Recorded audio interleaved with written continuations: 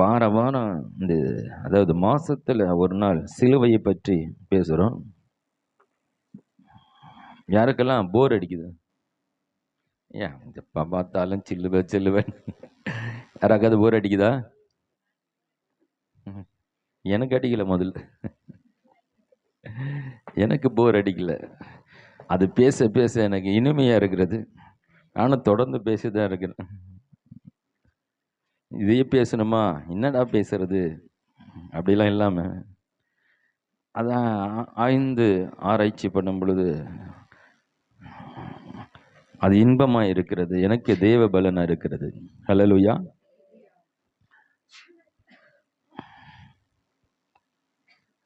பழைய ஏற்பாட்டிலே தேவனோடு அதிகமா நெருங்கி வாழ்ந்து தேவனுடைய கரத்திலிருந்து நியாயப்பிரமாணத்தை எழுதி வாங்கியவன் நம்முடைய மோசே. பழைய ஏற்பாட்டு தீர்க்கதரிசிகளிலே மிக பெரிய தீர்க்கதரிசி என்று சொன்னால் அது மோசே தான். புதிய ஏற்பாட்டிலே மிகப்பெரிய தெய்வ மனிதன் என்று சொன்னால் அது பவுல் தான். அது ஆமா. அவர் பாருங்க, சின்ன குழந்தையா இருக்கும்போது ஆண்டவர் என்ன பண்ணார்? மோசே செலக்ட் பண்ணி அவன் அழகா இருக்கிறதுனால அந்த நாணல் பெட்டியில வைத்து நதியில விடுறாங்க. அழகா இருந்ததினாலே அந்த இளவரசி அந்த குளிக்கிற இடத்துல வந்த நாணல் பெட்டியை பார்த்து அழகா இருக்கிறதுன்னு சொல்லி அதுக்கு மோசே என்று பேரை வச்சு அந்த அடிமை குழந்தைய அந்த அரசனுடைய வீட்டில் வளரும்படியா எல்லா சாஸ்திரங்களும் எல்லா வித்தைகளும் எல்லா படிப்பும் ஒரு ராஜாவுக்கு என்னெல்லாம் தகுதியாக முடியும் அதெல்லாம் கற்றுக் கொடுத்து ஆண்டவர் வளர்க்கும்படியாய் செய்தான். தாயின் வயிற்றில் அவனை தெரிந்து கொண்டார். ஆனால் அவனுக்கு அவ்வளவும் கற்றுக் கொடுத்ததுக்குன்னா அடிமைகளாக இருந்த யாரும் படிக்க முடியாது, எதுவும் கற்றுக்க முடியாது. அடிமைகளால் இருக்கணும். அடிமையாக இருந்தவனை அந்த ராஜாவின் வீட்டில் கொண்டு போய் வச்சு ஒரு நாள் வரும், உனக்கு இன்னைக்கு கற்றுக் கொடுக்கிற நீ கற்றுக்கொள்கிற உனக்கு கொடுக்கப்பட்ட வாய்ப்புக்கு தாளந்துகள் பணம் பதவி எல்லாமே இந்த ஜனங்களை மீட்பதற்காக தான் என்று ஆண்டவர் அங்கே அவனை உருவாக்கினார். ஹல்லேலூயா. அதே பவுல் சொல்றாரு, நான் தாயின் வயிற்று இருக்கும்போது என்னை தெரிந்து கொண்டார். ஆனால் அவர் ரட்சிக்கப்பட்டது 32 வயசுல. வேதத்துக்கு இந்த கிறிஸ்தவத்துக்கு விரோதமான காரியங்களை தான் செய்து கொண்டிருந்தார். ஆனால் வேதத்தை கட்டு அறிந்திருந்தார். மாம்சீகத்தின்படி ஆவிக்குரிய வெளிப்பாட்டின்படி அவர் பெற்றுக்கொள்ளவில்லை. 32 வயதில் ஆண்டவரை ஏற்றுக்கொள்ளுகிறார். ஆனால் அவர் அழகானவர் அல்ல. சொல்றார், நான் அகால பிறவி என்று சொல்லுகிறார். அகால அவருடைய 4.5 அடி தான் அவருடைய உயரமா. அவருடைய கால்கள் எல்லாம் கொஞ்சம் வளைந்த ஒரு நிலையில இருக்குமா. தலை ஒரு விதமா ஃபுல்லா வழுக்க விழுந்திருக்கு. முகம் பார்க்கறதுக்கு அவ்வளோ அழகா இருக்க மாட்டார் பவுல். அந்த பவுலை ஆண்டவர் செலக்ட் பண்ணிடுறார். ஹல்லேலூயா. அந்த பவுல் தான் அதிகமாய் வெளிப்பாடுகளை கொண்டு வந்தவன், ஊழியத்தை செய்தவன். இயேசு கூட இருந்த பேதுரு சீசர்கள் கூட பெற்றுக்கொள்ளாத வெளிப்பாடுகள் அவன் பெற்றுக்கொண்டான். ஹல்லேலூயா. 1 கொரிந்தியர் 11 அதிகாரத்தில் அவள் எழுதுகிறான், பக்கத்திலே உக்காஞ்சி அந்த ராபோஜன பந்தில எல்லாத்தையும் அப்படி பார்த்தது போல அவன் ரொம்ப தெளிவா இந்த ராபோஜன பந்தியை பத்தி எழுதுகிறான். பேதுரு எழுதல, யாருமே கூட இருந்தாங்க அதை பெருசா எழுதவே இல்லை. இவன் இல்லவே இல்லை. ஆனா ரொம்ப துல்லியமாய் அழகாய் நேர்த்தி அந்த திருவிருந்தை பற்றி எழுதுகிறான். நான் சொல்லுகிறேன், அவன் அதிகமாய் சிலுவையை படித்தான், சிலுவையை தியானித்தான். சிலுவை அவனை என்ன ஆக்கினதுன்னா அன்புள்ளவனாய் மாற்றி அந்த சிலுவையை மேன்மைப்படுத்துகிறவன் காணப்பட்டான். ஹல்லேலூயா. 12 சீசர்கள் கூட இருந்தாங்க. எல்லாரும் இருந்த கூட சிலுவையை அதிகமாக தியானித்த ஒரு மனிதன் இருப்பான். ஆனால் பவுல் அந்த சிலுவை தான் அவனை மாற்றினது. சிலுவை அவனை மாற்றினது. அவனை பற்றி தான் சில காரணங்களை இன்னைக்கு பார்க்க போறோம். நம்முடைய வாழ்க்கையை கூட சிலுவை நோக்கி நாம் பார்க்க ஆரம்பிச்சிடும், நம்ம வாழ்க்கை மாறிடும். ஹல்லேலூயா. எல்லாரும் எப்படி பார்க்கிறோன்னா அற்புதம் செய்கிற இயேசுவை பார்க்கிறோம். 5 அப்பத்தையும் 2 மீனும் பகிர்ந்து கொடுத்து அற்புதம் செய்த அந்த இயேசுவை பார்க்கிறோம். கடல் மேல் நடந்த இயேசுவை பார்க்கிறோம். காற்றையும் கடலும் அடக்கின இயேசுவை பார்க்கிறோம். எல்லா இயேசுவையும் பார்க்கிறோம். எல்லா விதமான அற்புதம் செய்தவரை பார்க்கிறோம். எல்லா விதமான சிருஷ்டித்த கர்த்தரை பார்க்கிறோம். எல்லா அற்புதமான வல்லமையான பயங்கரமான எல்லா விதங்களிலும் சிறந்திருக்கிற தெய்வத்தை பார்க்கிறோம். யார் ஒருவன் அந்த கல்வாரி சிலுவிலே நம்முடைய பாவங்களை சுமந்து அகோர காட்சியாய் தொங்கின இயேசுவை தியானிக்கிறனோ அவன்தான் இயேசுவை போல மாறுகிறான். ஹல்லேலூயா. அற்புதத்தை பார்த்த வல்லமையான தெய்வத்தை பார்த்தவர்களா அப்படி மாறல. ஆனால் சிலுவையை பார்த்த அவர்களுக்கு இயேசுவை போல மாறுகிறது. ஹல்லேலூயா. சில வசனங்களை எங்களை எடுத்து கொடுக்க போகிறேன். கடகன நம்ம இன்னைக்கு போகலாம்.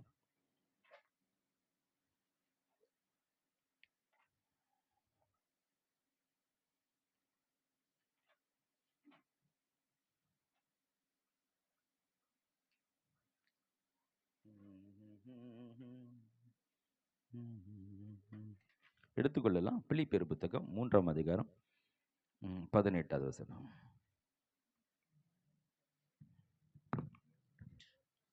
ஏனெனில் அநேகர் வேறு விதமாய் நடக்கிறார்கள். அவர்கள் கிறிஸ்துவின் சிலுவையை பகைஞர் என்று சிலுவைக்கு பகஞ்சர் என்றும் உங்களுக்கு அநேக தரம் சொன்னேன். இப்பொழுது கண்ணீரோடு சொல்லுகிறேன். இப்பொழுதும் கண்ணீரோடு சொல்லுகிறேன். பவுல் சுவிசேஷம் அறிவிச்சான். அடி அடிச்சு நொறுக்கி ரத்தம் சொட்ட அவனை காவலில போட்டு கால்களை தூக்கி கட்டிவிட்டு சரீரத்தில் வேதனை அவன் ஜெயில பாட்டு பாடி கொண்டிருக்கிறான். ஹல்லேலூயா. அவன் ஆண்டவரை துதித்து கொண்டிருக்கிறான். கட்டுகள் அழுக்கப்படுகிறது, சவுக்கால் அடிக்கிறாங்க, பலவிதமான துன்பங்களும் துயரங்களும் பாடுகளும் அவனுடைய வாழ்க்கையில கிறிஸ்துவுக்காய் வந்தது.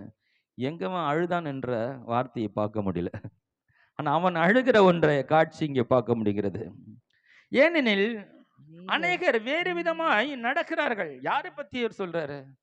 ரட்சிக்கப்படாத ஜனங்களை பத்தி சொல்லல. கிறிஸ்துவை அறிந்த, கிறிஸ்துவை பின்பற்றுகிற கிறிஸ்தவர்களை பற்றி தான் இவர் சொல்லுகிறார். ஏனெனில் அநேகர் வேறு விதமாய் நடக்கிறார்கள். அவர்கள் கிறிஸ்துவின் சிலுவைக்கு பகஞ்சர் என்று உங்களுக்கு அநேக தரம் சொன்னேன். சிலுவையை புரிந்து கொள்ளாதவர், சிலுவையை அறிந்து கொள்ளாதவர், ஏன் எனக்காய் கல்வாரில் சிலுவையில மரித்தார் என்ற அவருடைய அன்பை விளங்கி கொள்ளாதவர்கள், அன்பில்லாதவர்கள், அவர்கள் வேறு விதமான தேவனுடைய அன்புக்குள்ளாய் அன்பு வராதவர்கள், அன்பை விளங்கி கொள்ளாதவர்கள், அவளுக்குள்ள அன்பில்ல, பொறாமை, பொச்செருப்பு, பெருமை, பலவிதமான பாவமான சிந்தைகள் உங்களுக்கு இருக்கிறது. அவர்கள் வேறு விதமாய் நடக்கிறார்கள். அவர்கள் சிலுவைக்கு பகஞ்சரானவர்களாம். இப்பொழுதும் கண்ணீரோடு சொல்லுகிறேன்.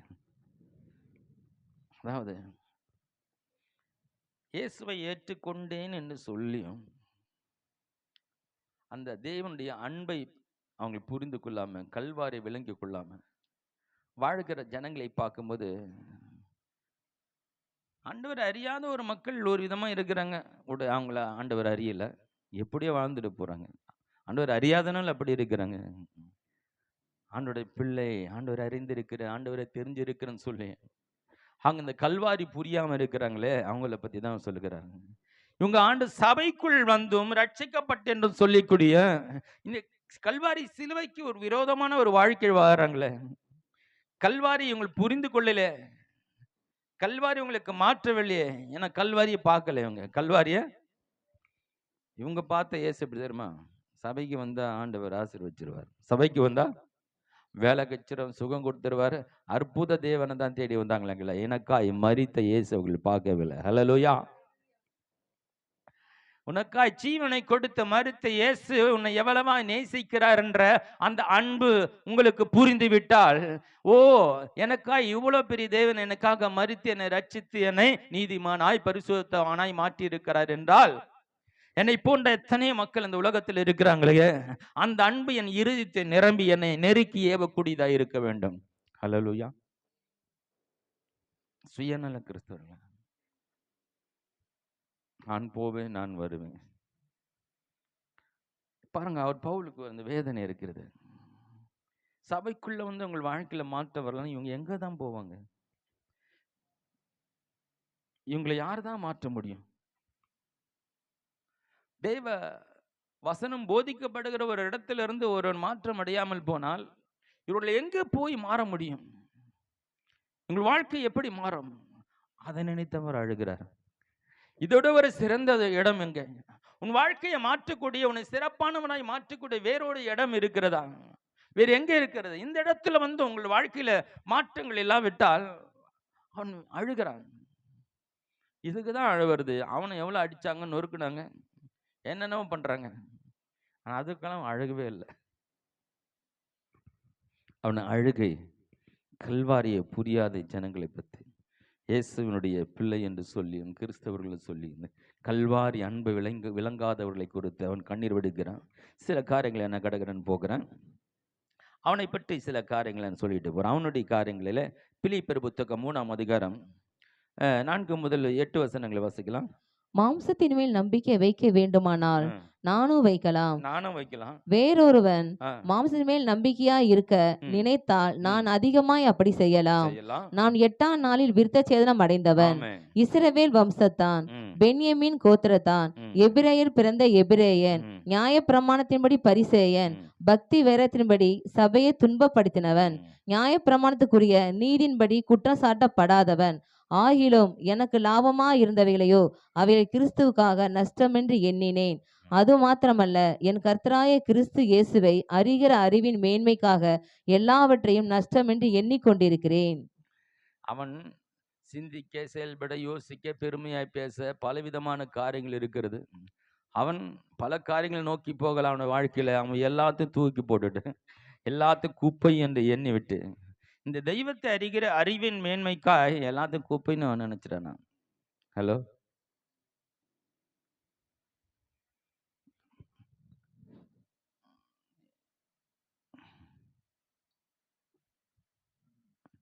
காலையில் ஒரு சின்ன ஒரு வீடியோ கிளிப் காமிச்சாங்க ஒய்ஃப்.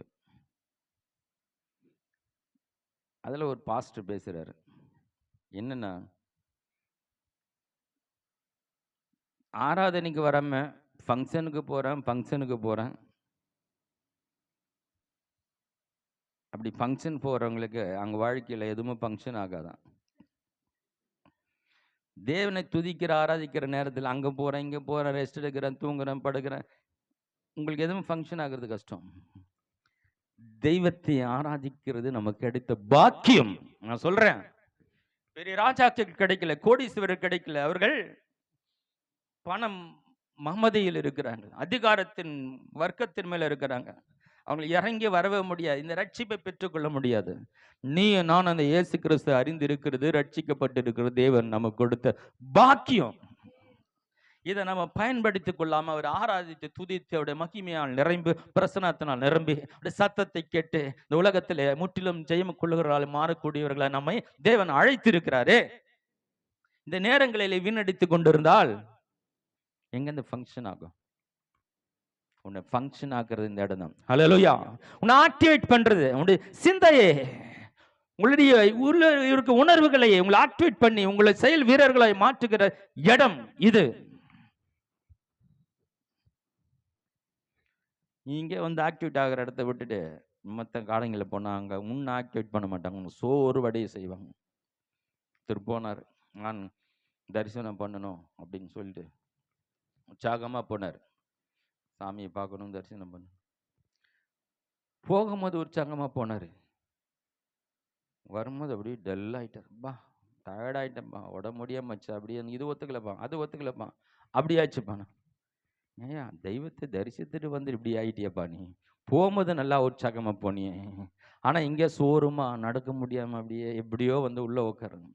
ஆனால் அந்த வசனத்தை கேட்க கேட்க ஒரு தைரியம், ஒரு நம்பிக்கை உள்ள, ஒரு என்ன அது நமக்கு ஒரு சமாதானம் பெருக்கும்போது டீ தள்ளாடி வந்து உள்ள போகும்போது ஃப்ரெஷ் ஆகி பலனாகி போறீங்க. ஹல்லேலூயா.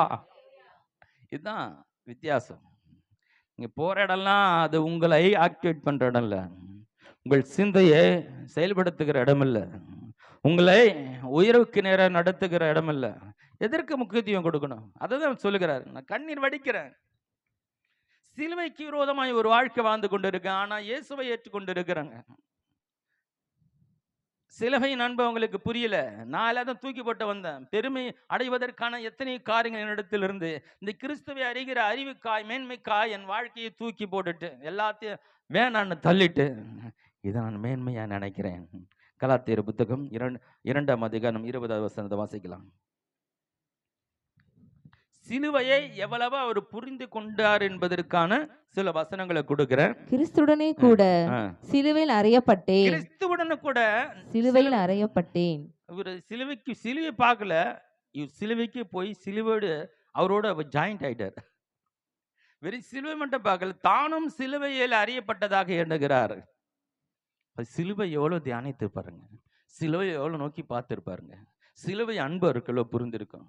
நானும் சிலுவையில் அறியப்பட்டுட்டேன், என் பழைய மனிதனை அடிச்சிட்டேன்,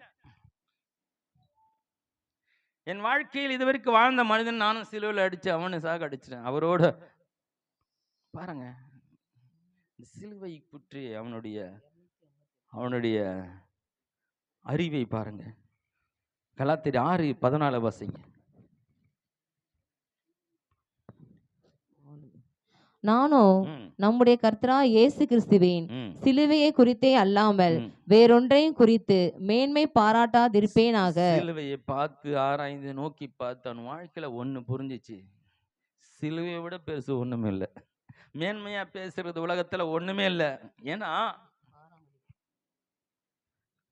ஒரு தெய்வம் பார்க்கவே முடியாத, காணவே முடியாத பரிசுத்தமுள்ள ஒரு தெய்வம் மனிதனுக்காய் இறங்கி மனுக்குலத்துல பிறந்து மனிதனோடு வாழ்ந்து மனிதனுடைய பாவங்களை சுமந்து கொண்டு அந்த இடத்துல கல்வாரி சிலுவையில மனித பாவத்துக்காய் தொங்கினாரே, அவர் எவ்வளவா இறங்கி வந்திருக்கிறார். அவருடைய எவ்வளோ உயர்ந்த தேவன் இறங்கி வந்து மனுக்குலத்துக்காய் கல்வாரியில் மரித்த அவருடைய அன்பு அங்க விளங்குது. இதை விட ஒரு தெய்வம் எவ்வளவு உயர்ந்தவர். உதாரணமா உங்களுக்கு இப்படி சொன்னா நல்லா இருக்கும். மோடி வந்து தேடி உங்க வீட்டுல வந்து உங்க கால்கள் எல்லாம் கழுவி விட்டு அப்படி இருக்கும். எத்தனை பேரோட சொல்லுவீங்க, மோடியே காலை கழுவி விட்டாருப்பா, சொல்லுவீங்களா இல்லையா? அதை பார்க்கலாம் உயர்ந்தவர். ஹல்லேலூயா. பேதுருடைய கால்களை கழுவினார். ஹல்லேலூயா. மனிதர்களுடைய கால்களை கழுவின பிரதேவ் இறங்கி வந்தார். எனக்கு அவர் அடிக்கப்பட்டு தொங்குனார் என்பது எவ்வளவு பெரிய தேவன். இதுதான் மேன்மை. நான் சைக்கிள்ல வந்தையா, இப்போ 4 கார் வச்சிருக்கிறேன், சந்தோஷம் வச்சுக்கோ. நான் மேன்மை எது? ஒரு தேவன் இறங்கி வந்து எனக்காய் மரித்தாரே, அதுதானே மேன்மை.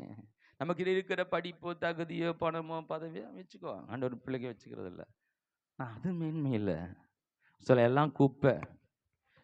என்னோட வாழ்க்கையில் மேன்மை பாராட்ட நிறைய காரியங்கள் இருக்குது, அதெல்லாம் குப்பையாக நினச்சிட்டேன். ஒன்று தான் மேன்மையை தெரியுது, இறங்கி வந்து எனக்காய் மரித்த அன்பை வெளிப்படுத்தின தேவன் என்னை எவ்வளவா நேசிக்கிறார் என்பதை அதன் மூலமாக நான் அறிந்து கொண்டேன். 1 கொரிந்தியர் புத்தகம் 2ஆம் அதிகாரம் 2வது வசனத்துல வாசிக்கலாம்.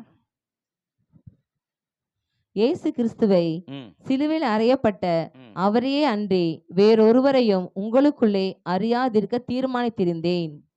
அவர் அறிந்திருக்கிறது மாத்திரமல்ல, நீங்களும் அவரை பத்தி நல்லா அறிஞ்சிருக்கணும்ன்றது அவருடைய உபதேசம். அப்போ அவர் பவுலுடைய மிக முக்கிய உபதேசம் என்னன்னா, சிலுவை பற்றி பேசுகிறது தான். சிலுவையை புரிய வைக்கிறது அவருடைய பெரிய உபதேசம். இதை நீங்க நல்லா புரிஞ்சிருக்கீங்களா? நீங்க அதை புரிஞ்சுட்டு நீங்க கரெக்டா ஆயிடுவீங்கன்னு அவருக்கு நல்லா தெரிஞ்சிருக்கு. ஏன்னா அவரை மாற்றினது சிலுவையை பற்றின உபதேசம், சிலுவை பற்றின வெளிப்பாடுகள். 1 கொரிந்தியர்ல அதுல 18 வசனம் 23 வசனம் வாசிக்கலாம். நான் உங்களிடத்திற்கு வருகிறதில்லை.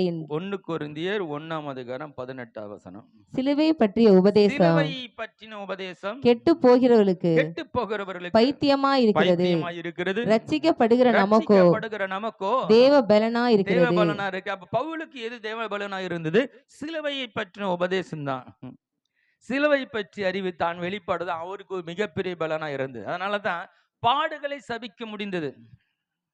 ஒரு தேவன் இறங்கி வந்து எனக்காய் அடிக்கப்பட்டார் என்ற அந்த அன்பு விளங்கினபடினால அவன் நம்ம எத்தனை முறை சவுக்கால் அடித்தாலும், எத்தனை பேர் அவனை துன்பப்படுத்தினாலும் அதெல்லாம் அவன் பெருசா நினைக்கல. அதெல்லாம் தாங்கக்கூடிய பலன் அவனுக்குள்ள இருந்தது. அவனால தாங்க முடியாது. என்ன தெரியுமா?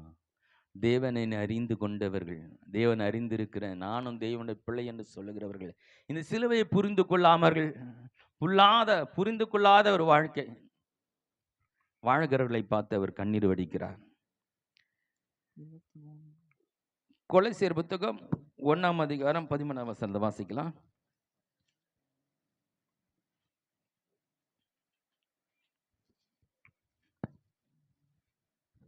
இருளின் அதிகாரத்தினின்று நம்மை விடுதலையாக்கி தமது அன்பின் குமாரனுடைய ராஜ்யத்திற்கு உட்படுத்தினோருமாய் இருக்கிற பிதாவை ஸ்தோத்தரிக்கிறோம். மறுபடியும் வாசிங்க. இருளின் அதிகாரத்தினின்று, இவருடைய பிரசங்கத்துடைய தாக்கங்களை சொல்லி வருகிறேன். இருளின் ராஜ்யத்திலிருந்து நம்மை விடுதலையாக்கி தமது அன்பின் குமாரனுடைய சிலுவை பற்றி மேன்மையாப்படுத்தின உபதேசங்களை சொல்றாரு. அந்த சிலுவையினால் உண்டாங்க அன்பின் ராஜ்யத்துக்குள்ள கொண்டு வருகிறாரு. இது அன்பின் விடுதலை ராஜ்யத்தை பத்தி பேசுகிறார். அப்போ இந்த கல்வாரி சிலுவை இருக்கிற அந்த இயேசுவை பற்றி அறிகிற அறிவு தான் அவன் அன்பின் ராஜ்யத்துக்கு நடத்துகிறது. ஹல்லேலூயா.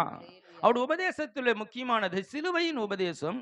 அந்த சிலுவையை ஒருவர் புரிந்து கொள்வதன் மூலமாய் அவர்கள் அன்பின் ராஜ்யத்துக்குள்ள வருகிறார்கள். ஹல்லேலூயா.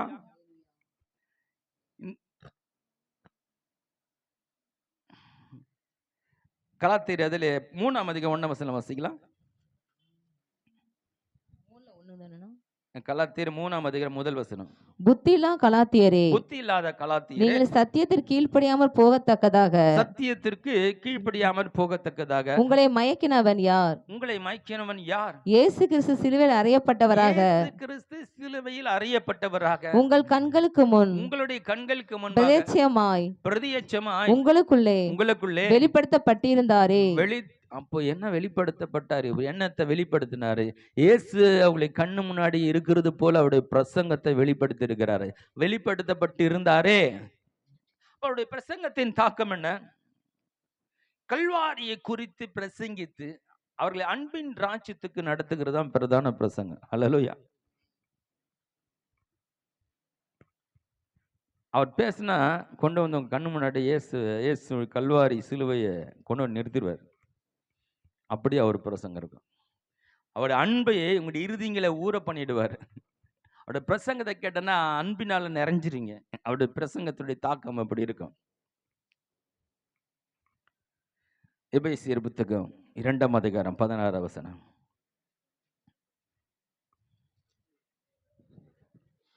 பகையை சிலுவையில் கொன்று அதனாலே இருதரத்தாரையும் ஒரே சரீரமாக தேவனுக்கு ஒப்புரவாக்கினார். பகையை கொன்று, மறுபடியும் வாசிங்க. பகையை சிலுவையிலே கொன்று அதனாலே இருதரத்தாரையும் ஒரே சரீரமாக தேவனுக்கு ஒப்புரவாக்கினார். பகையை சிலுவையில் கொன்று, பகையை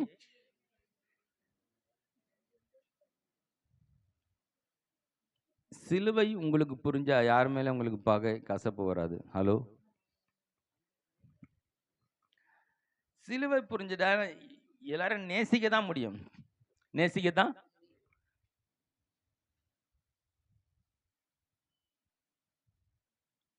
இப்போ இயேசு வந்து சிலுவையில தொங்கிட்டு இருக்காரு. அவர் சொல்றாரு, பிதாவே இவர்களுக்கு மன்னியும், இவர்கள் செய்கிறது இன்னதென்று அறியார்கள். இப்போ சவுக்கல் அடிச்சவன், ஈட்டில குத்துனவன், குற்றம் சாட்டினவன், கேலி பண்ணவன், கிண்டல் பண்ணவன், அவங்களுக்காக தான் இவர் ரத்தம் சிந்திருக்கிறார். பாருங்க, அவங்களுக்கு தெரியல. இவங்களை அவர் அடிச்சவன், குற்றம் சாட்டினவன், குத்தினவன் எல்லாருக்காக தான் அவர் ரத்தம் சிந்தி அவங்களுடைய பாவங்களா அவங்க கண்ணு முன்னாடி அவங்களுடைய பாவங்களை சுமந்தவராய் அவங்களுக்கு கண்ணு முன்னாடி தண்டனை அனுபவிக்கிறாரு. ஆனா அவங்களுக்கு தெரியல கர்த்தர் அவங்களை நேசிக்கிறார். ஹல்லேலூயா. பகையை கொன்று, சிலுவை பகையை கொள்ளுகிறது. யாரு மேல உங்களுக்கு பகை இல்லை. நீ நன்மை செய்தும் உனக்கு துரோகம் செய்கிறார்கள். அவர்கள் வாழ்க்கையில உயர்ந்து வருவதற்கு நீங்க அநேக உதவிகள் செய்து இருந்தாலும் கூட அவர்கள் உங்களை பகைத்தால் அவங்களும் மன்னிக்க தெரிஞ்சிருக்கணும். ஹலோ, நான் தான் அவரை தூக்கி விட்டேன், இன்னைக்கு பார்த்தியா என்னை மதிக்கிறது இல்லை. இயேசு அவனை அடிக்கிற உதைக்கிற எல்லாருக்கும் வேலை செஞ்சுட்டு இருக்கிறாரு. அவருக்கு தெரியல, அவங்களுக்கு தெரியல. பிதாவை இவர்களை மன்னியும். என்ன பண்றேன்னு தெரியல. என் பாவத்தை சுமந்து என்னுடைய நன்மைக்காக, என்னுடைய உயர்வுக்காக, என்னுடைய விடுதலைக்காக, என்னுடைய ரட்சிப்புக்காக ஒருவர் இங்க பாடுபட்டு என் கண்ணு முன்னாடி சிலுவையில் அவரு தொங்கிக் கொண்டு இருக்கிறார். இவர் தான் எனக்கு வழி, இவர் தான் என்னுடைய ஜீவன், இவர் தான் எனக்கு எல்லாம் என்ற இந்த சத்தியம் விளங்கி கொள்ளாம அவரை கேலி செய்து கொண்டு அடித்து கொண்டு இயேசு இருக்கு, உங்களுக்கு தான்பா நான் அடிக்கப்பட்டு இருக்கிறேன், என்னையே கேலி செய்றீங்களே, என்னையே குத்துறீங்களா, அடிக்கிறீங்களா? அவர் சொல்றாரு, பிதாவை இவர்களுக்கு என்ன செய்யறன்னு தெரியல. அங்க சிலுவையிலே பகை கொல்லப்பட்டது, பகை அழிக்கப்பட்டது. இது அன்பின் ராஜ்யம். ஹல்லேலூயா. இன்னும் பகையும் பொறாமையும், உயர்ந்தவன் தாழ்ந்தவன், சிறியவன் படித்தவன், அவன் எப்படி இவன் எப்படின்னு சொல்லி பகையை வளர்க்காதுங்க. சின்ன சின்ன விஷயங்கள்லாம் எனக்கு கசப்பை வச்சுக்கிட்டு நான் அவங்ககிட்ட பேச மாட்டேன், அவங்க வந்தால் நான் வரமாட்டேன், அவங்க நின்று அங்கே நிற்க மாட்டாங்க. யோசித்து பாருங்க, சிலுவை இன்னும் விளங்கலை, அதை நினைச்சு தான் பவுல் அங்கே அழுகிறார்.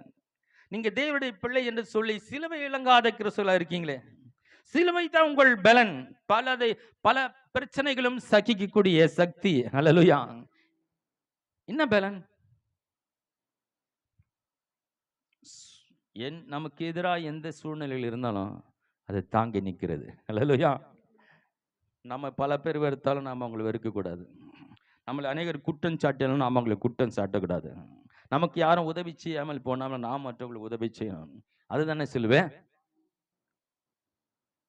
அவங்க செஞ்சா நான் செய்கிறேன், அவங்க எனக்கு செய்யலை நான் செய்ய மாட்டேன், இதுவா சிலுவை? பதிலுக்கு பதில் செய்வதா? ஒருத்தர் சொன்னார் 3 விஷயத்த. ஒன்று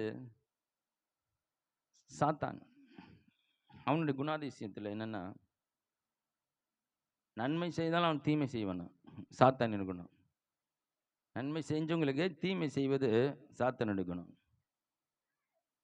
நன்மை செஞ்சா நன்மை செய்வேன், தீமை செஞ்சா ஆமாம் நீ 100 ரூபாய் கடன் கேட்டால் கொடுத்தியா, நீ கேட்டால் கொடுப்பேன். நீ கேட்டால் கொடுக்கலன்னா நாளைக்கு வரவில்ல என்கிட்ட இருக்கும்போது, அப்போ நான் பார்த்துக்கிறேன், நான் கொடுக்க மாட்டேன். நன்மை செஞ்சால் திருப்பி செய்வோம். 100 ரூபா மொய் வச்சா பாரு, 10 வருஷத்துக்கு முன்னாடி நோட்டை போட்டு திருப்புறது. எவ்வளோ 6 மொய் வச்சாங்க, அப்போ 100 ரூபா வச்சுருப்பாங்க, இப்போ போய் 100 ரூபா வைக்கிறது.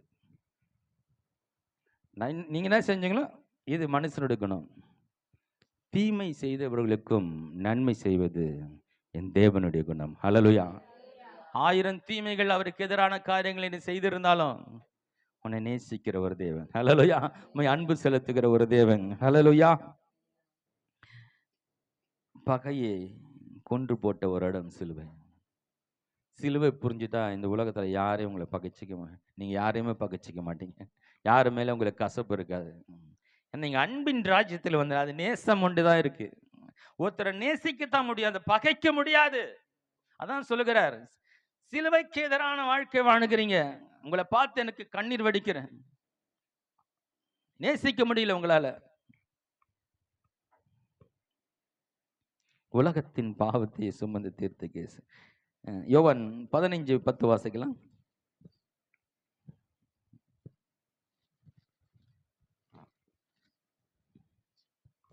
நான் என் பிதாவின் கற்பனைகளை கை கொண்டு அவருடைய அன்பிலே நிலைத்திருக்கிறது போல நீங்களும் என் கற்பனைகளை கை கொண்டு இருந்தால் என்னுடைய அன்பிலே நிலைத்திருப்பீர்கள். அதாவது கிறிஸ்து இயேசுனுடைய பிரசங்கத்தை முழுசா உள்வாங்கிட்டு இருக்கிறார். இயேசு பண்ற பிரசங்கம் அது. நான் பிதாவுடைய அன்பில் நிறைந்திருக்கும்போது நீங்கள் அன்பில் நிறைந்திருக்கணுன்றது மெயின் தாட்டை இந்த பவுல் பிடிச்சிருக்கிறார். அந்த பிதாவுடைய அன்பு, இயேசுடைய அன்பு எல்லாமே இவருக்கு விளங்கிட்ட பதிலாக அவர் அன்பின் தாக்கத்தில் தான் பேசுகிறார். எப்பவுமே அன்பின் தாக்கத்தில் தான் பேசுகிறார். அன்பை, கல்வாரி சிலுவையின் அன்பை புரிய வைக்கிறது தான் அவருடைய பிரதான பிரசங்கமாக இருக்கிறது. இதில் அவருடைய அன்பில் சில காரியங்களை அவர் சொல்றாரு. அவருடைய பிரசங்கத்தின் தாக்கம் சிலுவையும் அன்பும் என்பது தான் நான் உங்களுக்கு காட்ட விரும்புகிறேன். அதுதான் அவருடைய வாழ்க்கையை மாற்றினது. அவர் நன்றாய் புரிந்து கொண்டதுனால தான், அவருடைய அன்பினால் நிறைந்தபடினால தான் ஆண்டவருக்காக பல இடங்களில் பல தேசங்களுக்கு எந்த சீசனும் போல பவுல் மாத்திரம் அநேக தேசங்களுக்கு போய் பிரசங்கி, எங்கெல்லாம் ஒரு கால் வைத்து பிரசங்கித்தாரோ அங்கெல்லாம் பெரிய மிராக்கள். ஹல்லேலூயா.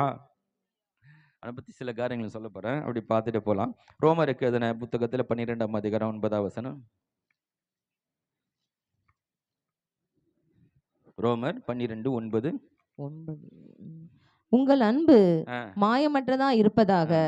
தீமை அவர் எவ்வளவா அன்பை ருசித்திருந்தா, அனுபவிச்சிருந்தா, அதை புரிஞ்சிருந்தா, அன்பை எந்தெந்த விதங்களில் சொல்றாரு சில உதாரண வசனங்களை காட்டுகிறேன். மாயமற்ற அன்பு, மாயமற்ற, ஆமா, ஆக்டிங் பண்றது, அன்பா இருக்கிற மாதிரி ஆனா உள்ள உண்மையான அன்பு இல்லை இல்லையா?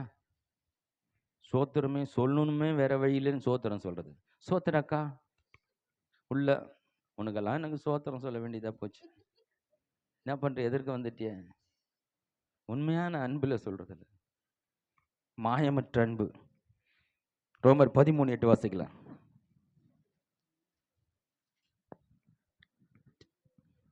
ஒருவரிடத்தில் ஒருவர் அன்பு கூற கடனே அல்லாமல் மற்ற ஒன்றிலும் ஒருவனுக்கும் கடன்படாதிருங்கள். பிறனிடத்தில் அன்பு கூறுகிறவன் நியாயப்பிரமாணத்தை நிறைவேற்றுகிறான். மறுபடியும் வாசிங்க. ஒருவரிடத்தில் ஒருவர் அன்பு கூறுகிற கடனே அல்லாமல், அன்பு கூறுகிற கடன், அன்பு கூறுகிற கடன்,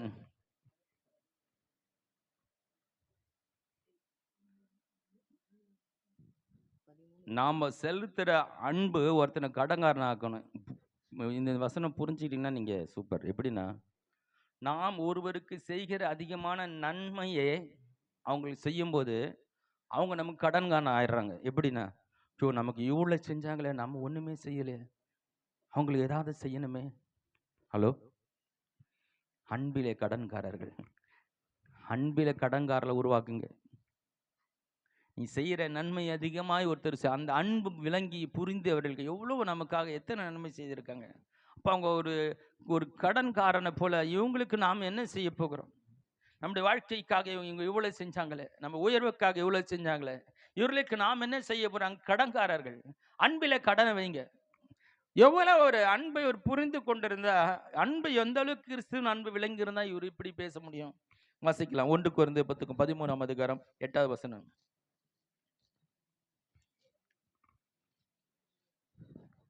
அன்பு ஒரு காலும் ஒளியாது. தீர்க்க தரிசனங்களானாலும் ஒளிந்து போகும், அந்நிய பாஷைகளானாலும் ஒளிந்து போகும், அறிவானாலும் ஒளிந்து போகும். வல்லமையும் வரமங்கள் எல்லாம் போயிடுமா, அன்பு ஒரு காலம் ஒழியாது. அல்லேலூயா. ஒரு மனுஷனுக்குள்ள அந்த தேவனுடைய அன்பு உள்ள வந்துடுச்சுன்னா அந்த அன்பை யாராலும் ஒழிக்க முடியாது. அல்லேலூயா. அந்த அழியாத அன்பு எங்க கிடைக்குதுன்னா கல்வாரியில கிடைக்குது. கல்வாரியில அதை அவர் பெற்றுக்கொண்டார். அதெல்லாம் பேசுறாரு. அன்பு ஒரு காலம் ஒழியாது. அதுல 13:1 நிறைய இருக்கு, வீட்டுல போய் வாசிங்க. அன்புக்கான நிறைய விளக்கம் கூட இருக்கு, நிறைய அதுல சொல்லப்பட்டு இருக்கிறது. அதுல 13வது வசனம் வாசிப்பேன். இப்பொழுது விசுவாசம், நம்பிக்கை, அன்பு இம்மூன்று நிலைத்திருக்கிறது. இவைகளில் அன்பே பெரியது. இதில் அன்பே பெரியது. அல்லேலூயா. நிறைய வசனங்களை கொடுக்க முடியும். அவர் எவ்வளவோ கல்வாரி புரிந்து கொண்டிருந்தால், மேன்மை நினைத்திருந்தால், அதனால் அவர் அடைந்த அந்த அன்பின் நிமித்தமா அவர் எந்த அளவுக்கு செயல்பட்டார் என்று, அந்த அன்பின் நிமித்தமா எவ்வளவாய் ஊழியம் செய்தார், தன்னை அர்ப்பணித்தார் என்பதை, அந்த அன்பு விளங்கி இருந்தால் தான் இதெல்லாம் பண்ண முடியும் என்பதே அவருடைய வாழ்க்கையை நம்ம படிக்கும்போது புரிந்து கொள்ளலாம். அன்பை பல விதங்களில் அவர் எப்படி பிரசங்கிக்கிறார் என்பதை தான் நான் உங்களுக்கு சொல்லிக்கிட்டு வருகிறேன். அன்பு, விசுவாசம். விசுவாசம் இந்த உலகத்தை அசைக்கலாம், வெற்றி வாழ்க்கை வாழ எல்லாமே செய்யலாம்.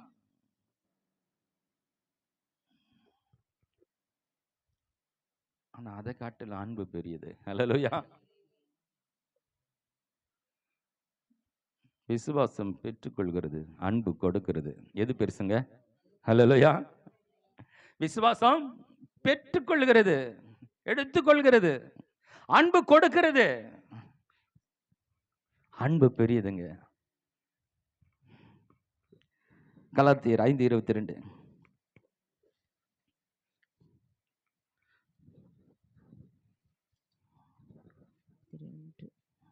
ஆவின் கனியோ அன்பு, சந்தோஷம். ஃபர்ஸ்ட் கொண்டு வந்து நிறுத்துறாரு. ஆவியின் கனியோ அன்பு. அவருடைய எல்லா முதன்மையும் அன்புன்ற வார்த்தையை கொண்டு வர்றாரு. ஆவின் கனியில முதல் வந்து நிக்கிறது அன்பு. அப்புறம் தான் எல்லாம் வருது. சந்தோஷம், சமாதானம், நீடிய பொறுமை, தயவு, நற்குணம், விசுவாசம், சாந்தம், இச்சையடக்கம். இப்படிப்பட்டவைகளுக்கு விரோதமான பிரமாணம் ஒன்றும் இல்லை. பிரமாணம் இல்லை. அதுல மேலோங்கி நிற்கிற முதல் எதுனா அன்பு.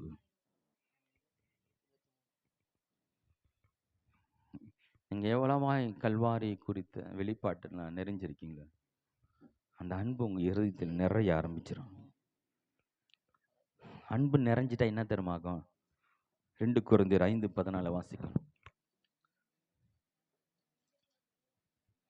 இந்த கல்வாரி குறித்த அன்பு உங்க இதயத்தில் நிறைந்திருந்தா உங்களால என்ன பண்ண முடியும்? கிறிஸ்துவினுடைய அன்பு எங்களை நெருக்கி ஏவுகிறது. நெருக்கி உந்தி தள்ளினது. கடவுளுக்காய் செயல்படும்படியாக அன்பை வெளிப்படுத்தும்படியாக இந்த உலகத்துல வந்து இயேசுவுடைய அன்பை வெளிப்படுத்தும்படியாக அது பார்க்கிறவனுக்கெல்லாம் சொல்லும்படியாக நம்ம நெருக்கி ஏவி கொண்டிருக்கிறது. எப்படியாலும் இந்த தெய்வம் இந்த மனுஷனை நேசிக்கிற என்ற சத்தியத்தை இவர்களுக்கு சொல்லணும். ஹலோ, உண்மைதானே? நாம் பார்க்கிற அநேக மனிதர்களே, அவங்களை பார்க்கும் போது இவர்களுடைய வாழ்க்கை சீர்கட்டு இருக்கிறது, சீரழிந்து இருக்கிறது. ஆனால் ஒரு தேவன் இவர்களுக்காய் வந்து இவர்களை நேசித்து இவர்களுக்காய் மரித்திருக்கிறார். இவரை நேசிக்கிற ஒரு தெய்வம் இவருடைய விடுதலைக்காய் ஏற்கனவே மரித்திருக்கிற செய்தி சொல்லணுமா, சொல்லக்கூடாதா? யார் சொல்ல முடியும்? இந்த கல்வாரியின் அன்பை புரிந்து கொண்டவன் தான் சொல்ல முடியும். அந்த அன்பு தான் நம்மளை நெருக்கி ஏவ முடியும். அது புரியாதவங்க இயேசு பத்தி சொல்ல முடியாது. அந்த அன்பு இருதயத்தை நிறைந்து ருசித்து பார்த்தீங்கன்னா நீங்க போய் ஐயோ எப்படியாவது உங்க வாழ்க்கை மாறணும், எப்படியாவது ஆண்டவர் பத்தி சொல்லிட. உனக்கு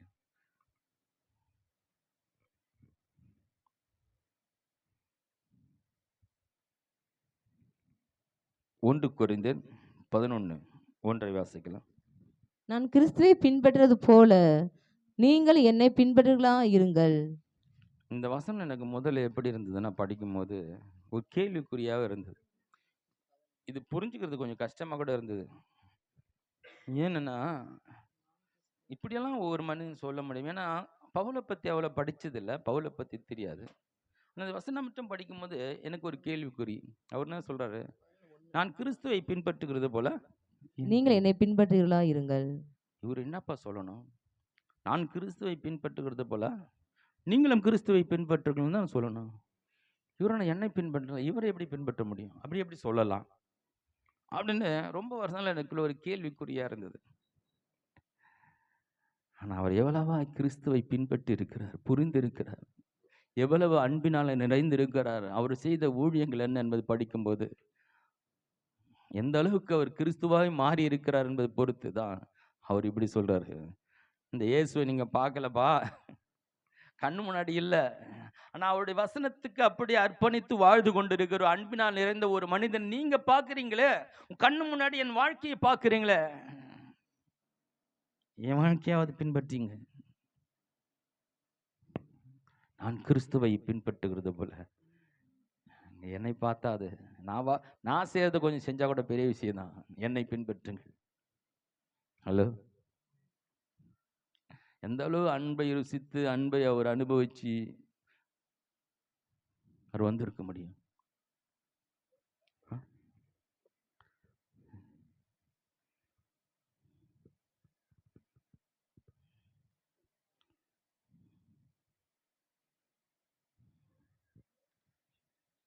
ரெண்டு கொரிந்தியர் 4:2 வெட்கமான அந்தகார காரியங்களை 2 தீமோத்தேயு 4:2 வாசிக்கிறீங்களா?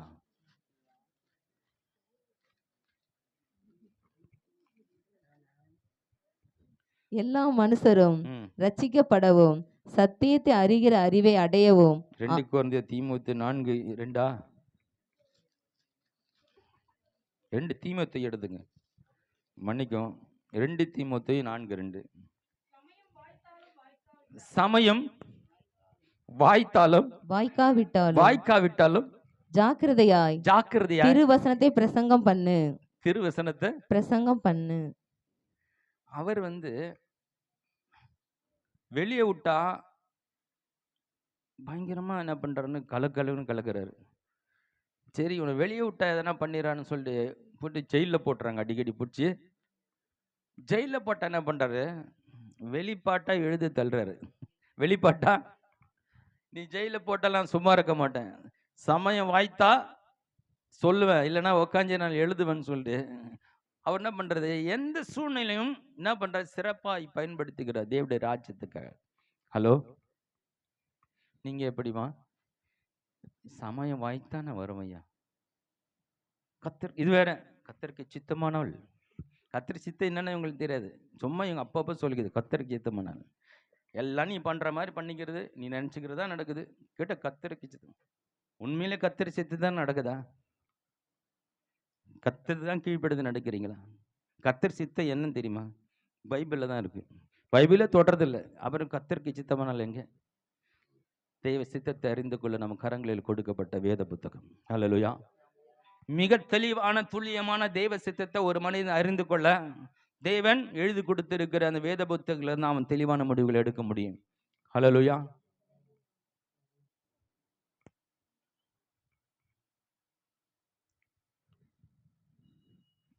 சமயம் வாய்த்தாலும் வாய்க்காவிட்டாலும் எப்படியாவது சொல்லிடணும், அதுல உறுதியா இருக்கிறவன். ஜெயில போட்டா பரவாயில்ல, ஜெயில என்னென்ன பண்ண முடியும், என்னென்ன எழுதி தள்ள முடியும் தள்ளுறான். வெளிப்பாட்டா உட்காந்து தியானித்து ஜெபித்து அடிச்சு ஜெயில போட்டா அங்க பாட்டு போடுறான், கட்டுக்களை அவிழ்க்கப்படுகிறது. அவனுக்கு ஒரு நல்ல பேர் ஒன்று இருக்குதான். வாசிக்கலாம், அப்போஸ்தலர் புத்தகம் 24:5.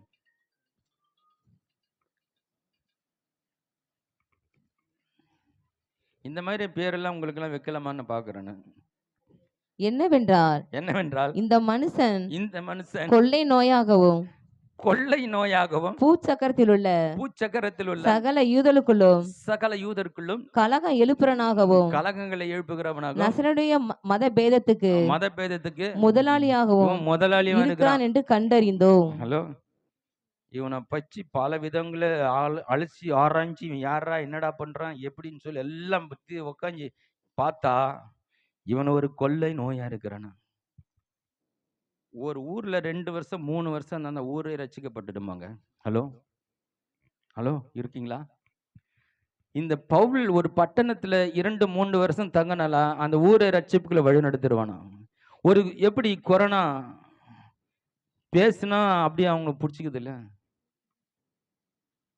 ரோட்ல போகக்கூடாது, தெருவில் போகக்கூடாது, எல்லாம் பார்த்தோம்ல. நம்ம கொரோனா இருக்கிறவனோட கொஞ்ச நேரம் உட்காந்து பேசுவீங்களா?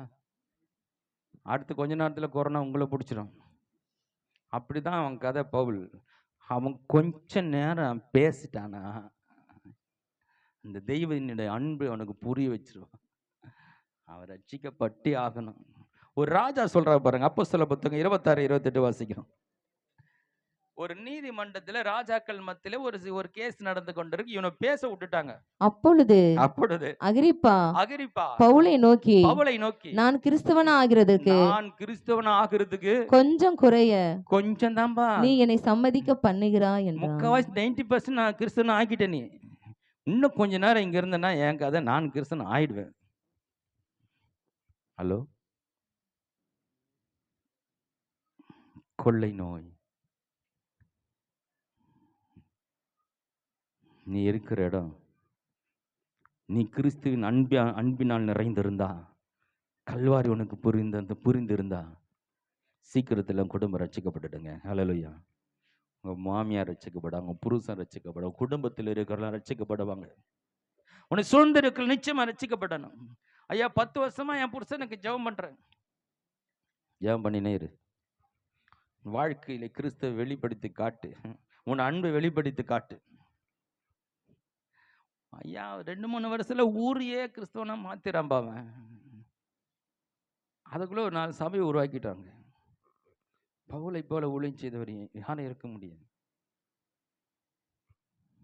ஆளு 4 அடி, ஹலோ, கால் 2 பெண்டு, தலை வழுக்கு மண்டை, மூஞ்சியெல்லாம் ஒரு அழகா விகாரமாக இருக்கும். அப்படிப்பட்ட ஆள். மூஞ்சி கொஞ்ச நேரம் பார்க்க முடியாது தொடர்ந்து. நல்ல மூஞ்சி இல்லை, ஒரு மாதிரியாக இருக்கு நடெல்லாம். ஆனால் அவனை விட்டன்னு வச்சுங்க ஊரை கலக்கிடுவான் கொஞ்ச நேரத்தில். ஐயா உங்கள் மூஞ்செல்லாம் ரொம்ப அழகாக இருக்கு. ஹலோ, உங்கள் காலெல்லாம் நல்லா நடக்கிறீங்களே. அவனை காட்டிலும் பல மடங்கு நம்ம வேலை செய்யணுமா இல்லையா? ஹலோயா. நம்ம மூஞ்சாவது கொஞ்ச நேரம் பார்ப்பாங்க யாராவது, அவன் மூஞ்சி யாரும் பார்க்க மாட்டாங்க. ஆனால் அவனுக்குள்ளே கர்த்தருடைய வார்த்தை இருந்தது, கிறிஸ்துவின் அன்பு இருந்தது, கல்வாரி அன்பை அவன் புரிந்திருந்தான். எப்படியாகலாம் கொஞ்ச நேரம் பேசணுன்னா அவங்க வாழ்க்கையில் இயேசுவை ஏற்றுக்கொள்ளுவாங்க. யோசித்து பாருங்க, ஆண்டவரே என்னை பவுலை போல மாற்றுங்கப்பா. ஆண்டவரே எவ்வளவாய் கல்வாரி அன்பை அந்த பவுல் புரிந்து கொண்டிருந்தான். நான் இன்னும் இந்த கல்வாரி அன்பை புரிஞ்சுக்கணும். கல்வாரி தான் அந்த தெய்வத்தினுடைய முழுமை அன்பை வெளிப்படுத்துகிற இடம். நீங்களும் பாக்கியவான்கள். ஹல்லேலூயா. மாசத்துக்கு ஒரு இந்த கல்வாரி பற்றி பேசுகிறேன். நான் பேச ரொம்ப சந்தோஷப்படுறேன். எனக்கு மகிழ்ச்சியாக இருக்கு, எனக்கு பலனா இருக்கு. கல்வாரி குறித்து பேச இதுதான் மிக முக்கிய சத்தியம் என்று விளங்கிடுச்சு. எங்க போனாலும் எல்லாரும் வந்து கல்வாரி நிற்கிறாங்க. எல்லா காரியங்களை கொண்டு வந்து பார்த்தா எங்க நிற்கிறாங்கன்னா கல்வாரி நிற்கிறாங்க. அங்கதான் அவங்களுடைய எண்டு, அந்த பிரசங்கத்தின் முடிவை பார்த்தா அங்கதான் நிற்கிறாங்க. பரவாயில்ல, நம்ம அந்த ஊழியத்தின் ஆரம்பங்களில் இதை பிடிச்சிட்டோமே, அந்த கல்வாரி அன்பை குறித்து பேசுறதுக்கு ஆரம்பிச்சிட்டோமே, கண்டிப்பா உங்க வாழ்க்கையில பெரிய மாற்றத்தை கொடுக்கும். கண்களை மூடுவோமா? கிறிஸ்துவின் அன்பு உங்களை நெருக்கி ஏவுகிறதா? ஹலோ,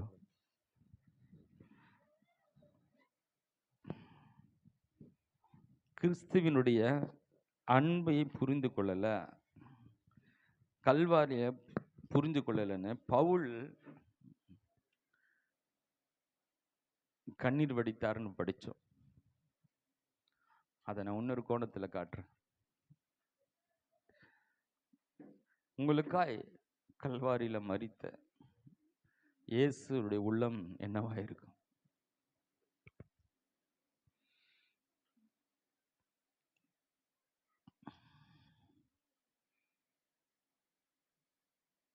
அவருடைய உள்ள குமரல் என்னவா இருக்கும்? நான் பரலோகத்தை விட்டு இறங்கி மனுஷனாய் வாழ்ந்து உங்கள் பாவங்களை சுமந்து உங்களுக்காய் மரித்த இந்த அன்பு உங்களுக்கு இன்னும் புரியல.